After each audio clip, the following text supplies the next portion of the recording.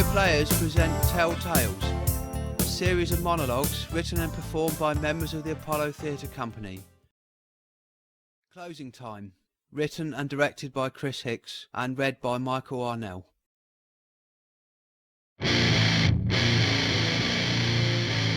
The Tollgate Tadpoles were a punk band which formed in the late 1990s and lasted for about one short summer. I doubt you will have heard of them. Their star burned very briefly and left little trace. Don't worry, you didn't miss much. Their music was almost as obscure as their name. There were 3 members, a lead singer, a drummer, and a guitarist. The singer has since been in a string of bands, but is best known for exposing himself on Ventnor Esplanade 2 summers ago. You may have read about it in the local paper. The drummer got his HGV licence and moved to the Midlands back in 2008.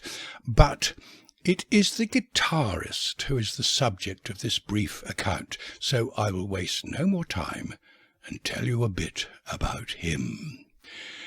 On the evening of September the 5th, 1998, the band had played their 3rd gig in a local pub, and things had gone better than expected. A small crowd had listened attentively and clapped dutifully. 1 or 2 people had even bounced around a bit in front of the makeshift stage. The landlord seemed pleased and stood them a drink, each, on top of their fee. And one guy had stayed to chat after the gig was over. With this happy tableau in mind, Tony Tate, the guitarist, made his way home just after midnight. He shouldered his guitar and walked away from the pinnacle of his musical career back to his flat, which was just over a mile away. A half-moon shone down through a jumble of suitably silver-lined clouds, and not a soul stirred as he turned into Church Lane. The moment was suddenly too perfect to go directly home, and he stopped to roll himself a cigarette. He loved this little ritual that this involved almost as much as he enjoyed the smoke itself.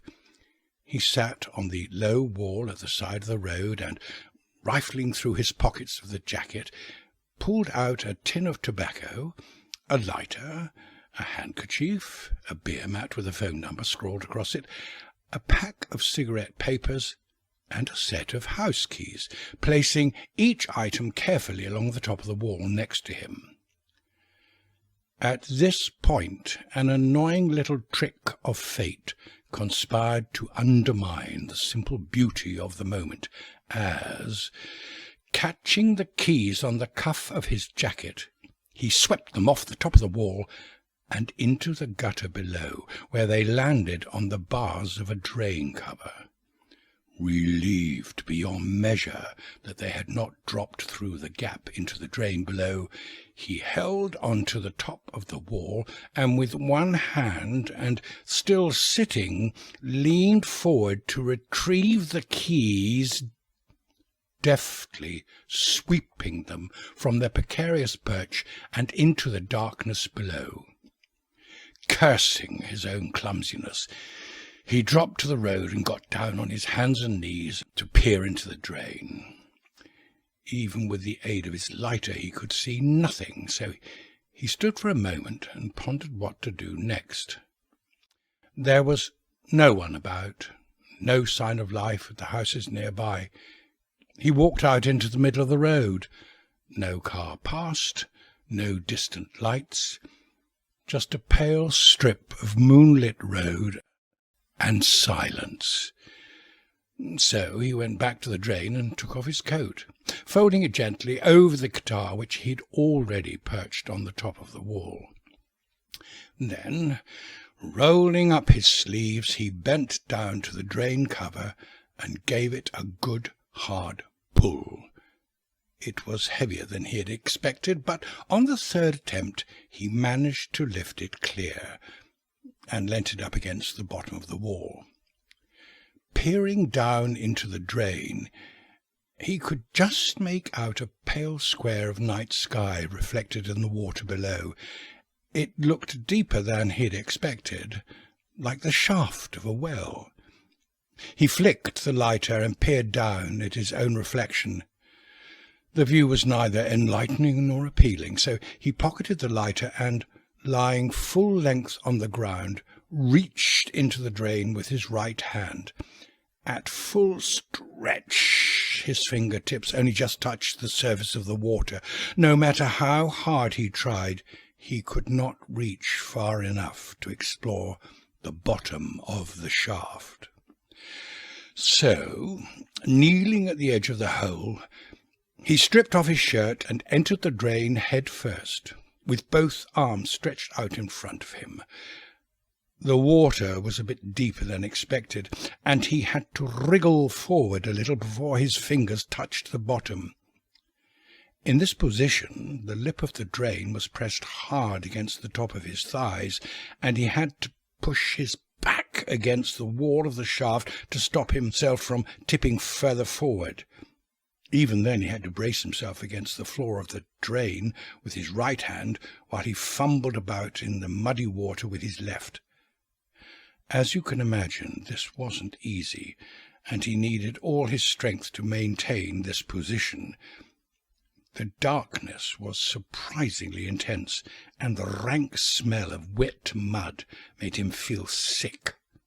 Groping blindly in the filthy water, his fingers finally closed around the keys. With relief, he squeezed them tight in his fist as if he'd never let them go. Then, pushing hard against the side of the drain, he attempted to extricate himself. The effort was wasted. No matter how hard he tried, he could not muster enough leverage to eject himself from such a narrow space. The dreadful seriousness of the situation gradually began to dawn on him. In desperation he heaved and wriggled and pushed as hard as he could, but to no avail. In fact, if anything, it's possible he slipped a little further forward. Panic gripped him, and he started to call for help.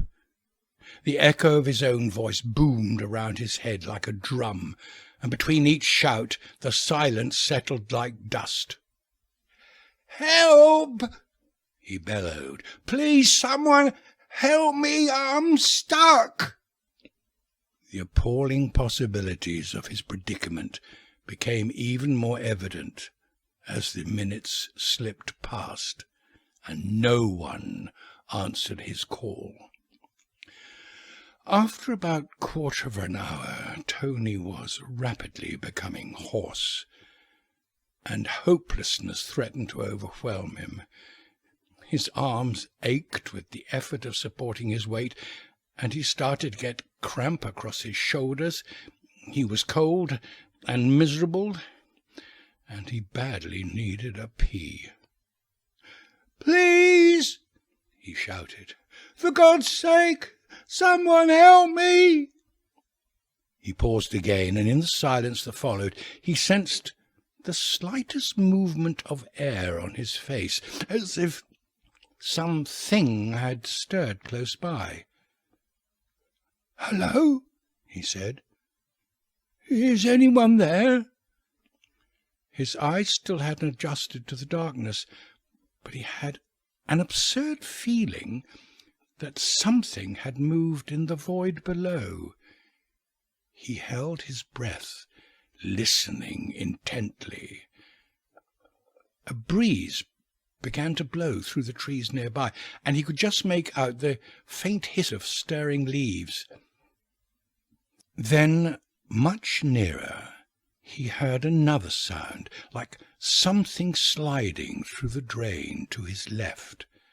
There was a splash, and a slight scraping sound, followed by another unbearable silence. "Who's there?" he called, trying to disguise a note of anxiety in his voice. The torment of his position, both physical and mental, had already begun to distort his unhappy imagination. so that events had quickly taken on an hallucinatory quality. The feeling was such that he no longer trusted his own senses. "Answer me," he called.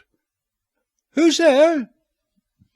There was another agonizing pause, in which he thought he heard someone breathing. Then a voice addressed him from the darkness. "What are you doing here?"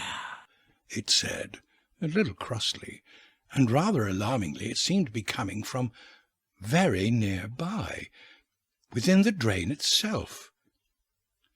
By now, as I'm sure you can imagine, Tony was confused and sick with fear. Desperately trying to put some distance between himself and the voice, he made another futile attempt to reverse out of the drain, but by this time he was on the point of complete exhaustion. "Oh, Christ," he said, beginning to blub. "This can't be happening." He squeezed his eyes tight shut to stop the tears and took a big, calming gasp of breath. "I shan't ask you again," said the voice. "What are you doing down this hole?" "I'm stuck," said Tony, struggling in vain to control his emotions. "I dropped my keys and now I'm stuck, and I wish to God I wasn't." "Don't shout at me," snapped the voice. "You've only got yourself to blame." "I'm sorry," said Tony, calming down. "I'm a bit upset." "So I see," said the voice. "But that doesn't change anything. You're still blocking this hole, and you've no business here." "I'm sorry," said Tony again. "I can't move. I haven't got enough strength to push myself out." "I see," said the voice, suddenly much closer. "You really are in a pickle." "For God's sake," said Tony, "get me out of here and find someone who can." There followed another protracted silence. "Hello?" said Tony. "Are you still there?" "Of course I'm still here," said the voice petulantly. "I can't be anywhere else with you in my way." Still nothing happened.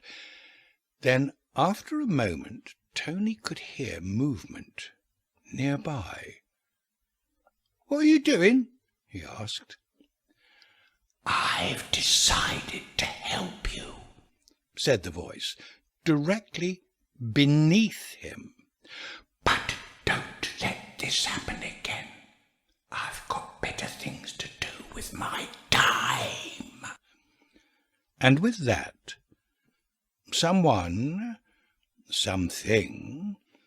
with an alarmingly strong grip, took hold of Tony's arms and pulled him down, head first, down into the mud and water and darkness at the bottom of the drain.